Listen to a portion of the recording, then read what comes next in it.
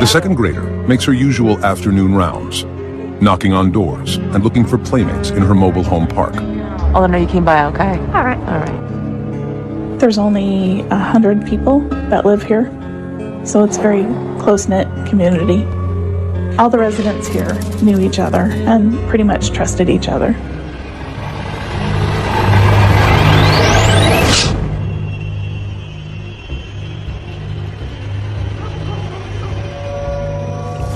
Hours pass, and Sandra doesn't come home for supper. Her mother, Maria, worries. She begins calling her daughter's friends. Hi, Kathleen, this is Maria. Have you seen Sandra? No one has seen Sandra for hours. Okay. Maria always told the kids not to go outside the trailer park, and the kids never did. So when she went looking for her and couldn't find her, she knew something was wrong. Just before 8 p.m., Maria calls the Tracy Police Department. Tracy, please. Well, I have a missing daughter. Okay, how old is she? She's 8. When's the last time you saw her? Oh, it was about 3. She told me she was going over to this one girl to play, and she hasn't been home. And I went looking all over. There's a 72% chance of finding a missing child in the first several hours. After that, every hour that passes, it drops off. It's a statistic Tracy's new police chief, Janet Thiessen, can't stop thinking about. Though she's been with Tracy PD for less than 2 months, the chief is a veteran of law enforcement, and she's afraid for Sandra's life. Statistics tell us if a child has actually been abducted, whether it's a known person or unknown, the likelihood that that child will be murdered is most often going to happen within those first 3 hours. The police get a detailed description of Sandra and what she was wearing. They learn that Sandra lives with her mother, grandparents, and 3 older siblings. Everyone was home that afternoon, but no one saw Sandra playing outside. There was just one witness, a surveillance camera Sandra's grandfather had installed outside the family home to prevent vandalism. The lens captured Sandra's movements at 4 p.m., right before she vanished. Sandra had the little Hello Kitty pink t-shirt on, looked like black leggings. This was the last that we knew she was in the mobile home park. So that was pretty important for us. It really helped us lock down that time frame. Investigators learned that Sandra's divorced parents are undergoing a support payment battle. Could Sandra's father have taken her? Dad had been out of the picture since Sandra was a young girl. We were able to verify that her biological father was not in Tracy at the time that she went missing. Sandra's father is quickly ruled out as a person of interest. Hours have passed since Sandra disappeared, but there is no sign of the little girl. It's the worst thing imaginable. You have this horrible feeling in your gut that something's terribly wrong, and you don't know what it is. Maybe she's lost, facing some hypothermia. We may have a child who's dehydrated, who's very hungry. If she hadn't found shelter somewhere and wasn't someplace safe, then this was not a good situation for her. A mother of 2, Chief Thiessen empathizes with the family's growing anxiety. It's just heart-wrenching, and we have a job to do. We have to move forward through it, but I think there's that human side of all of us that we think in the back of our mind, is this going to be that time where it's bad?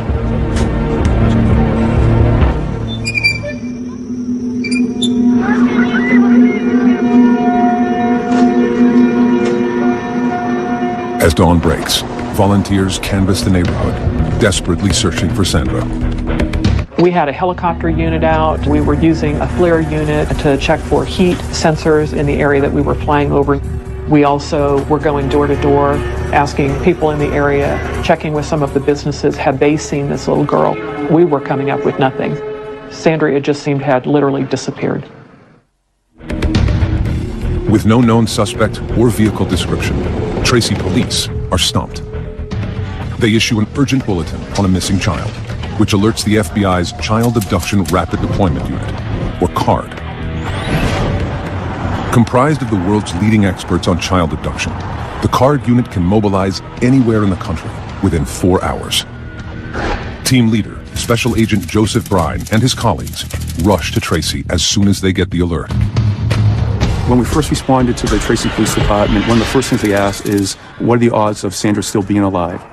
Statistically speaking, 97% of the children who are abducted at this point in time have been murdered. But it was our job to focus both the FBI and the Tracy Police Department on that 3%, because there's a chance that she is alive. For the first time in his 15-year career, Special Agent Brine gets a first-hand look at what is at stake in the video of Sandra's last known moments. To see Sandra was something, as an FBI agent, you don't see on a regular basis. And it was just something that had an emotional impact. The case hits close to home for Special Agent Todd Davis. I had 3 little girls that I raised, and so it's very emotional, particularly when you're trying to find a child. You get very focused on that, and you forget to eat. You don't sleep when you go home. You can't get that out of your head. The FBI's first priority is questioning all the residents inside the neighborhood. They quickly realize that Sandra's popularity makes everyone a suspect. So, how was your day? She talked with everybody. She always asked if she can help with the yard or help cooking. She liked to cook. Sandra was very friendly. She had a way to just capture your heart, and she had a beautiful smile. She was always smiling. Like most of the children here, Sandra was allowed to roam free, and everyone opened their doors to the little brunette with the quick smile. The kids would go out and play all together, and it's a small place, so we just knew that she'd be safe. Every little detail sometimes will reveal some kind of pattern, some kind of activity that may lead to a significant turn in the case. Sandra was in just about every trailer, and she knew just about everybody. So it made our job a little bit more difficult because every trailer was now in play for us to investigate. Roadblocks are put in place around the area, and all vehicles searched. Investigators have no solid leads until they get a tip from a concerned neighbor, the mother of Sandra's best friend. The neighbor sends a text message to Sandra's mother that a large suitcase was stolen from her driveway around the same time Sandra went missing. It could be an unrelated incident, but investigators are concerned. The neighborhood borders the 205 freeway, which connects the Bay Area to the town of Tracy. It would have been very easy for someone to come into this area, drive a couple blocks, see this little girl, and pick her up. If in fact it was a stranger abduction in that type of a scenario, would we ever be able to get any information? The FBI speculates about who Sandra's abductor might be. Our behavioral analyst unit told us that we should be looking at predominantly male individuals who knew Sandra, who resided in the trailer park. So we started to look at individuals who had contact with Sandra over the past couple of years, adult males in particular. But at this point, their profile is hypothetical and only based on statistics. In this case, we don't have a crime scene, and without a crime scene, there really is insufficient information that we can use to form a profile about what might have happened. There's one other thing the FBI profilers know is likely, that Sandra's abductor knows her well and is someone close to home. For the most part, we remain fixated on the idea that an offender is going to be familiar with the victim or the victim's neighborhood in some way. Tracy Police Detective Tim Bauer is on the investigative team. He's been to the trailer park on other cases and recognizes Sandra's family. Like everyone else, he can't rest until the girl is found. This is the type of case that you could not think about even when you're not at work. And you want to be here 24 hours a day yourself looking for the child that's missing. The FBI works with the Tracy PD to quickly put together an emergency operations center. We utilized about 65 FBI agents and about 26 detectives from Tracy PD. You'd have a whole row of people that were managing the tips as they came in off 3 different computers. Every second counts, and investigators want as many people as possible to know about the case. Everything was such a blur. We had been talking to the media to try and get her picture out there so people were aware of her in case they saw her. We wanted our little girl home. No resources spared as searchers use helicopters with thermal imaging dive teams, cadaver dogs, and volunteer foot patrols. Two of the largest searches for a missing person that have ever been done in Northern California's history. We had approximately 250 people out searching for Sandra. A lot of the police officers told us that it was like they were searching for their own daughter. Sandra became Tracy's daughter. Everyone's hopes sink when a search team at the town dump unearths a pink shirt, exactly like the one Sandra was wearing. Investigators approach her family with solemn news of their discovery. After talking with the family again, we were able to figure out that it was not the right size.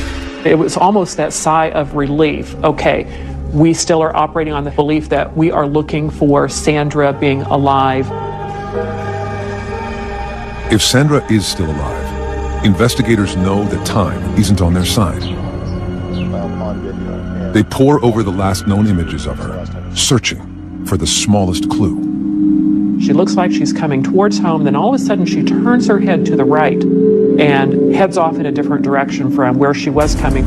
I probably looked at it 40, 50 times, trying to figure out what else might have happened that caught her attention. Nothing more is seen on the tape until a neighbor drives by 8 minutes later. A canine unit can only track Sandra's scent for a couple of yards. We had some dogs track her scent down this street. So we know, of course, she traveled to the end of the street up to that corner. And that's the last scent that we were able to pick up at that point. Investigators interview anyone in the neighborhood who is a registered sex offender or has a criminal record. The list of persons of interest is shockingly long. Sunday. You had sexual deviants living in the trailer park, people on probation, parole living in the trailer park. You just had other weirdos living in the trailer park. In this particular situation, we try to emphasize that even though you are looking at registered sex offenders, that statistically speaking, only about 2% are going to be registered sex offenders.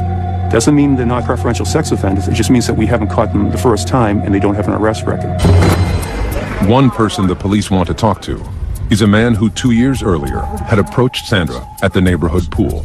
This gentleman had brushed Sandra's hair off of her face and kissed her on the lips in the pool. Made us worried.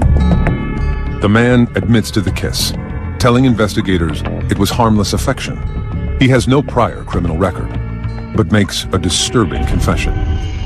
He told us that he had sexual fantasies about young girls, that his fantasies focused on girls between the ages of 9 and 10. And so that placed him high on our list. But the man isn't the only suspicious person in the park. On the afternoon Sandra went missing, the park manager confronted an unfamiliar ice cream truck driver who was talking to children near Sandra's home. Hey, what do we have here? Can I have a chocolate bar? Sure can. They had a ice cream man that usually does not go to that particular area. Aren't you just a little kid? Was suspicious of some of the people in the neighborhood. And what did we tell you about being in the park? And that was another lead that we had to trace down. Did Sandra's trusting nature catch her in the net of a predator?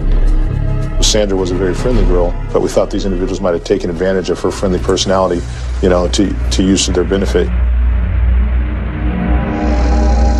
As night falls, there are no solid leads. The town of Tracy gathers for a candlelight vigil. The community showed so much love and support.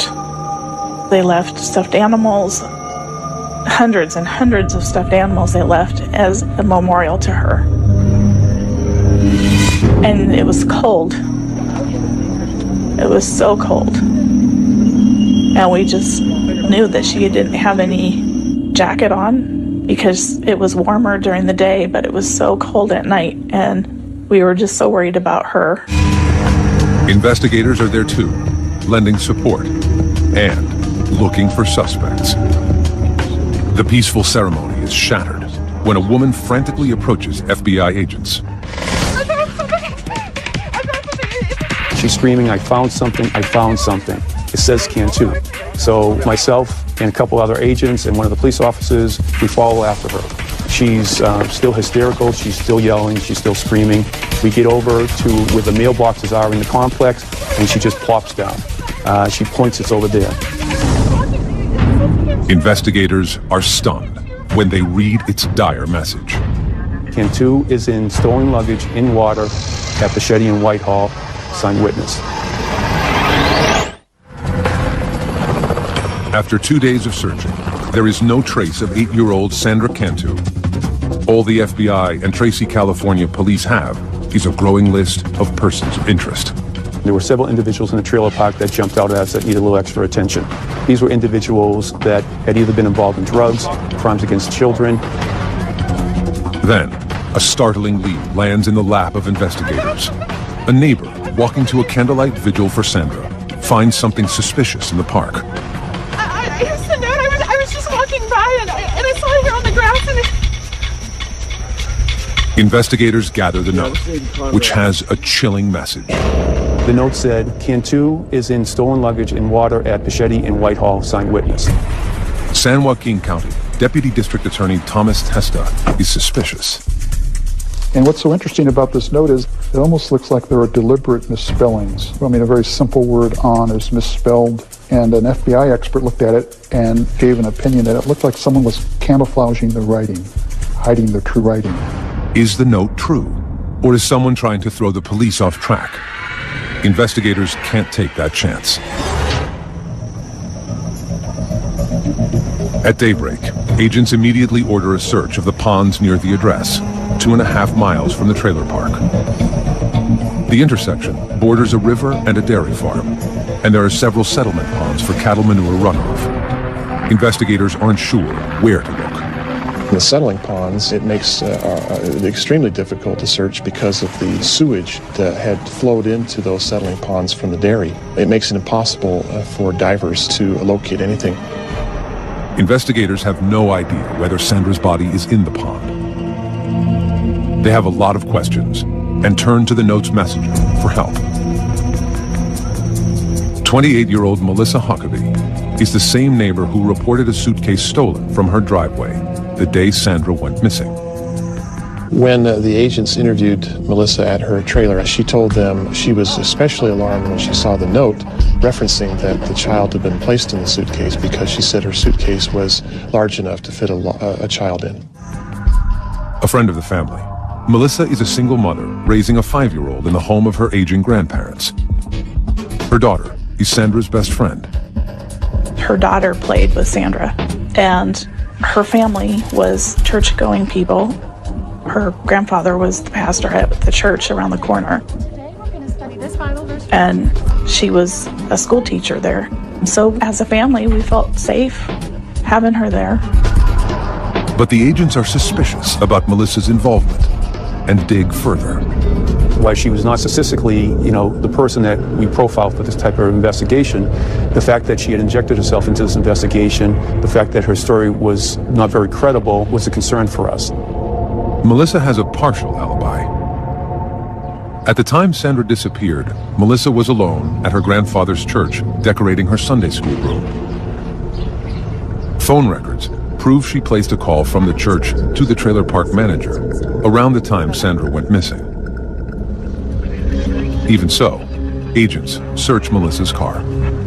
We found a blue self-sticking note, and when we retrieved that note and looked at it more carefully, we noticed that there was some scribbled handwriting. Closer inspection of the note reveals something suspicious. And our evidence response team was able to isolate the scribbled writing on top and adjust the color and contrast and shading. Underneath the handwriting were 3 words: Bichetti, Whitehall, and water. The address is the same as the one written on the note Melissa supposedly found. Is she the author of the ominous message? In Melissa's messy bedroom, agents find a notebook hidden below the nightstand. It is the same type of paper as the note, and a page is missing. It also contained on it some indented writing that we held up to an alternate light source, and our evidence response team was able to discern a couple of letters that exactly match letters found on the anonymous note. Investigators are now certain that Melissa wrote the mysterious note. But why? Is this an attention seeker who somehow wants their 15 minutes of fame, or is it a situation where this person is trying to find out what do the police know and how close are they getting to me? In spite of the questions surrounding her, Melissa cooperates with police, offering valuable information about yet another suspicious neighbor. Yeah, the guy right there, he's really creepy. Every so often, Sandra would go to the man's home and play games or hang out. Do you have a deed? And he's been linked to an alarming incident with another little girl in the trailer park. That's for you. A 7-year-old child had been drugged, and he had assisted the child's mother in taking the child to the hospital. And when the police arrived at the hospital, he exited abruptly. That was an indication to us that maybe there was something that he was hiding. Cadaver dogs search the man's vehicle and get a positive hit on the truck. But the evidence team finds no traces of human remains. And residents are coming forward with more disturbing information. Police are shocked when a stepfather and stepson, who share a trailer, volunteer photos they have of Sandra on their cell phones. The top of her shorts were unbuttoned as she's sitting on somebody's lap. And the fact, of course, that they admitted that she was in their bedroom frequently was of concern to us as well. A search of their home uncovers a computer with questionable images of children and a stuffed animal used for masturbation. But the two men have no criminal history of offenses against children. By now, it's been a week since Sandra disappeared, and her once idyllic neighborhood has turned into a land of horror. FBI agents and the Tracy PD work around the clock, chasing down leads.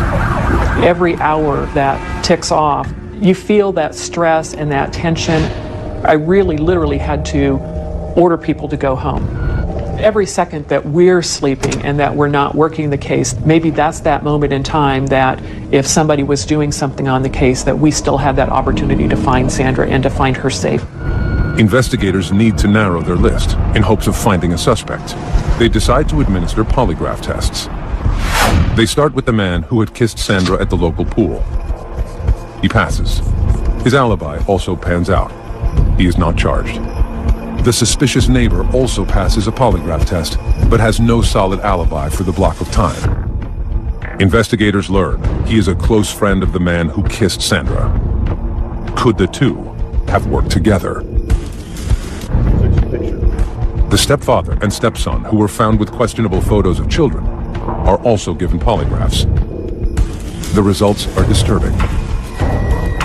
Each of these individuals failed the polygraph on the question of whether they had anything to do with her disappearance. But as authorities begin to move on their leads, they make a tragic discovery. The suitcase surfaces. It's been 11 days since 8-year-old Sandra Cantu vanished from her trailer park in Tracy, California. 2.5 miles away, workers at a dairy see a suitcase floating in the water.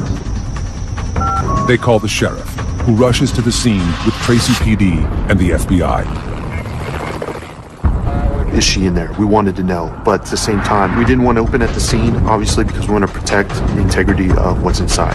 Hairs and fibers, other pieces of evidence that can link us to who did this, if this is actually Sandra in the suitcase. The suitcase does not have any identifying marks, but the zippers are tied together with a thin white string. Standing knee-deep in sewage, the evidence team lifts the suitcase and places it in a body bag. Immediately, the one thing you noticed was the weight of the suitcase. There was definitely something inside the suitcase. As we start to carry the body bag out, all of a sudden you could smell the smell of death. Investigators deliver the bag to the San Joaquin County Medical Examiner. He carefully cuts the white cord on the zipper and opens the case. Inside is a young girl, curled into the fetal position. Dental records and her clothing confirm what investigators don't want to hear. It is Sandra Cantu. It's devastating. You know, we lived up to this moment that she's still alive. We gotta find her. She's still alive. We can find her. We can find her. And then at this point, we can't. The only thing we can do to help her now is by finding out who did this. Sandra's body is fully clothed in the same outfit she was wearing when she disappeared. Toxicology reports reveal she was drugged with benzodiazepine, a powerful sedative. There are no obvious injuries on Sandra's body, No scratches, bruises, or cuts, except a small scrape on the inside of her bottom lip. The coroner determines that she was sedated, then smothered, before being put in the pond. And there's something else. The doctor determined that she had been sexually assaulted, and at first was kind of confused because of the angle that had been used for sexual assault, and kind of determined that it had been with a foreign object. After assaulting her, Sandra's killer completely redressed her body. What it suggests to me is that this was an individual who knew Sandra and perhaps may have felt remorse and wanted Sandra to be presentable. Special Agent Marcus Knudsen stays with Sandra's body as she is taken for x-rays and then to the morgue. Knudsen, himself a father of a young girl, can't bear to leave Sandra alone in the dark again. It hurts because this is a young girl. She had everything going for her. You know, why? Why take the life of a young girl? The case is now officially a murder investigation. But before authorities can begin, Chief Thiessen has the painful task of informing Sandra's family. It's so hard when you see something that's happened to a young child. There's no easy way to tell somebody that your child is dead. It's news Sandra's family is not prepared to hear. When they came to tell us that they found Sandra,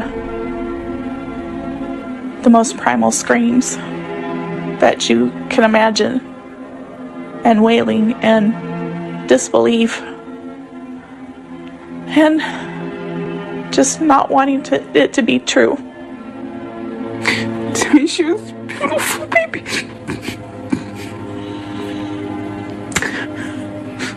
Just my beautiful little girl.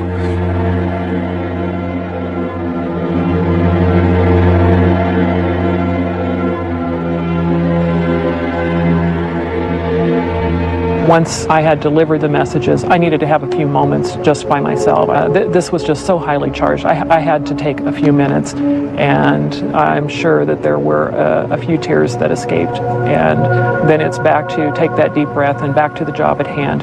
Now we had a killer to find. Authorities know the killer is on the loose and could strike again. And the messenger of the note, Melissa Huckaby, is now their prime suspect.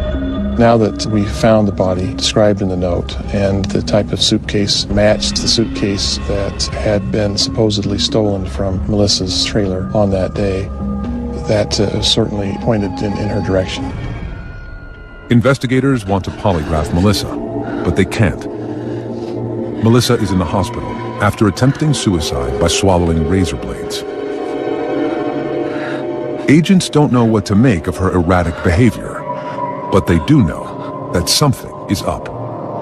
The signs of swallowing the razor blades, the note, I don't know if it was guilt or just wanting to get attention, but she wanted someone to come talk to her about Sandra Cantu by all of her acts that she did. Investigators begin gathering evidence against Melissa Huckaby. They question her family and learn that Melissa has a dark side. 3 months earlier, she pled no contest to petty theft charges for stealing from a department store. 2 years before that, in her prior home in La Palma, California, there were 2 mysterious arson fires. Though Melissa was a person of interest, charges had not been filed. Melissa was mentally unstable and medicating herself for relief. She was bipolar, depressive, had high anxiety. She was dependent on drugs to deal with her emotional situations, frequently overdosed on those drugs.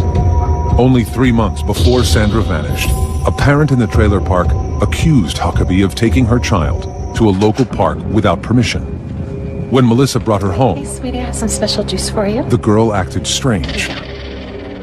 Drink it up. Her speech was slurred. Don't worry about the smell. It's really She was unable to control her muscles, kept falling down, and was drowsy.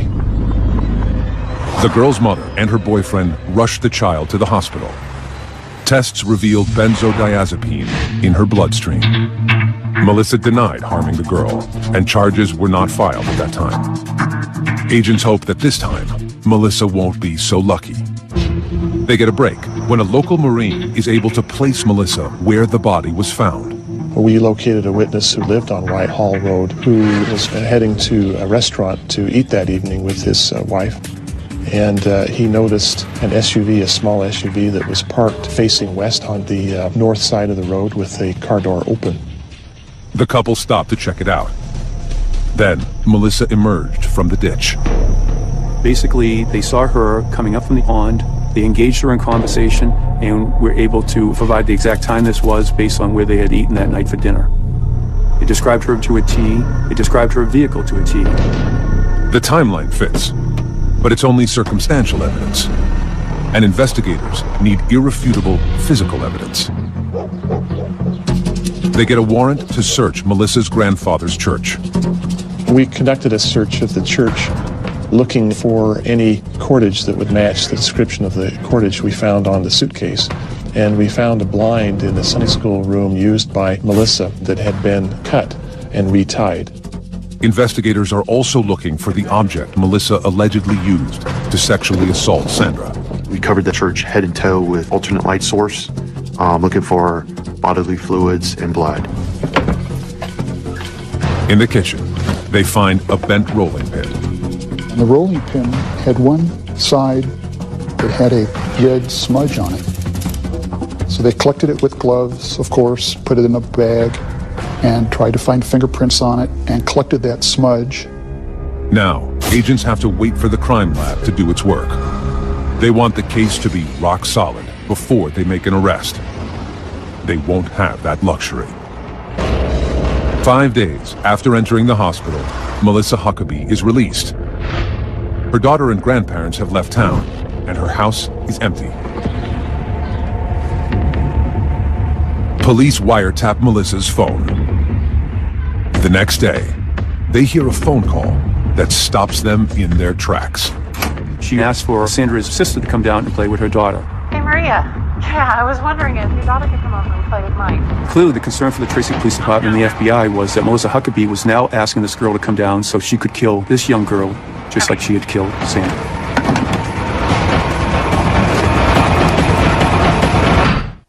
April 10th, 2009.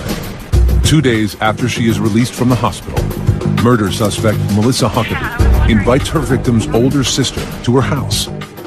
She says it's for a playdate, but FBI and Tracy, California police fear she has sinister plans. Here we go again. She's going to try to pull this off again because in her mind at this point she believes she got away with it. Unaware that Melissa is suspected of murdering their daughter, Sandra's family is about to send her sister over to play. My boss says, hey, get over there right now, drive as fast as you can and get there, and right before you get there, shut your lights down and get in there and then just walk up like everything's going, knock on the door and make sure we don't got another little kid in there. Detective Bauer races to Melissa's house, fearing the worst. When we get over there, we knock on the door, and Melissa answered the door, and there's a neighbor's daughter in there who our surveillance units thought might be Sandra's older sister, but, fortunately it wasn't. Trying to act casual, he convinces Melissa to come down to the station for a formal statement.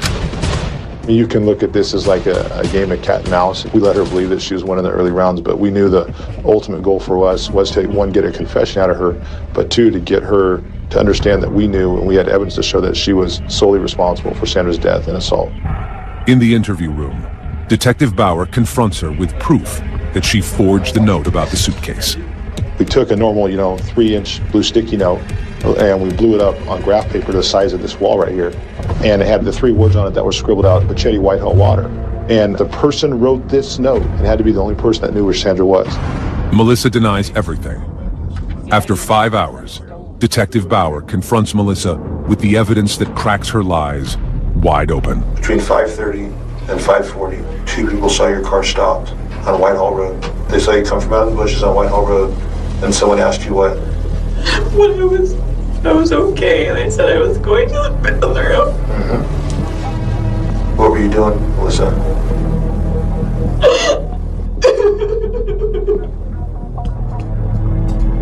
It was an accident. I told you it was an accident. I know it was. Accidents happen. Kill her.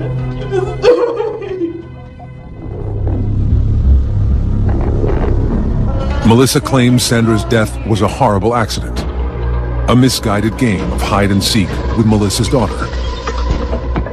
Melissa says she became distracted and forgot about Sandra in the suitcase. She drove to her Sunday school room at the church and began working. I was there. And when I came outside, I looked at my suitcase. I went to pick it out and it was heavy. And she was in there. And she wasn't breathing or anything. What did she look like? She looked pale. I thought that I killed her. Huh? I thought that she was dead. And I panicked. So what happened? I tried to wake her up and she wouldn't wake up. Melissa claims she tried CPR, but it didn't work. She zipped the girl back into the suitcase and decided to hide the body in the pond. And I killed her. I didn't want anybody to think that I had killed her. But I didn't know what else to do. Melissa denies sexually assaulting the little girl, but her partial confession is enough for Tracy PD to arrest her for the murder of Sandra Cantu. Investigators tell Sandra's family the stunning news. We felt very betrayed to know that it was Sandra's friend's mother who did this. Forensic tests on the evidence from Huckaby's home and the church confirm what investigators already know, that Sandra's death was no accident. Reports reveal that the metal rolling pin in the church kitchen contains traces of Sandra's DNA. Sandra had never been in that church, so her DNA should not have been on that. So it was a real powerful piece of evidence. The cord from the blinds in the church are compared to the string on the suitcase. The laboratory came back with a report indicating that that cordage was the same size, color, dimension, and substance as the cordage found on the suitcase. Analysis of Melissa's home computer suggests that Sandra Cantu's murder was coldly premeditated. We found an article detailing the murder of a child, and that child had been murdered by her grandfather and placed in a suitcase, and the suitcase had been thrown in a river. Based on the evidence in this investigation, it appears that this was premeditated and it was a sad opportunity that presented itself and she took advantage of it.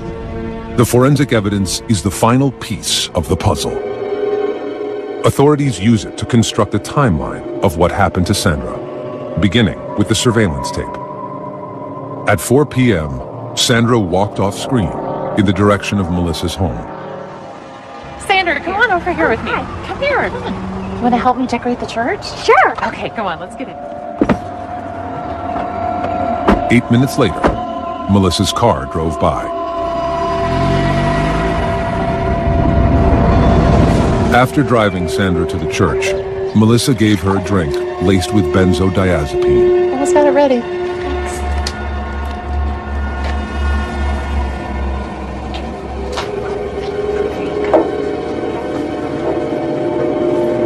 Go ahead, drink it all up.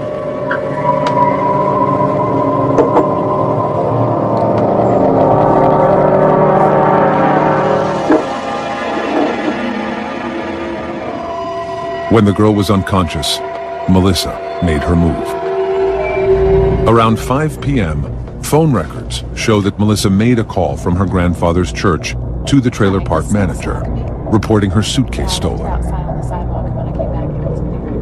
She started thinking of needing to cover her tracks by making sure she reports the suitcase that has Sandra's body was stolen. So if the suitcase is found, she could claim, well, someone stole it and someone else must have put the body in it. Then, shortly before 6 p.m., the eyewitness saw Melissa near the pond. Sandra Cantu was dead before her mother ever called 911. May 10th, 2010. Faced with overwhelming evidence, Melissa Huckaby takes a plea deal and admits guilt in the kidnapping and murder of Sandra Cantu. All other charges are dropped, including charges of drugging and rape. And I think that's a testament to the strength of the case and to the credit of the detectives and the FBI, is that she probably thought there was no way out. She probably would have been given the death penalty had the case gone to trial. Melissa is now serving life in prison without parole. When asked why she killed Sandra, Huckaby has no answer. She never would tell me why she did it. To this day, she still says, I don't know why I did it. She knows why she did this. and she just won't tell anybody. We don't care. I don't care to know, because it's a sick individual that would do something like this to a child. We view Melissa as a monster. Monster. Female child killers are rare, with less than 10% of murders attributed to women. If a female, as an offender, is engaging in some type of sexual assault on a victim, there might be an emotional aspect that comes into play as well. And we could be talking anger or rage or revenge or some other negative emotional state. Authorities speculate Melissa Huckaby may have killed out of jealousy that Sandra was stealing her own daughter's affections away, or out of a need for attention and praise. I still cannot understand why I did what I did. She created the emergency, and she was going to be the one to solve the emergency, and she would be the hero. She would get all this attention. She'd be the star, and she'd be on these TV shows, and Oprah would come and talk to her. So there is that theory that this was just a cry for attention. Sandra Cantu may have walked off camera, but she will never walk out of the hearts of those who caught her killer. It's a tragedy that someone so little, so cute, had her whole life before, would lose her life. She didn't put herself in harm's way. Evil came and sought her out, and that's a clear tragedy. Our team is still going to hurt over the death of Sandra.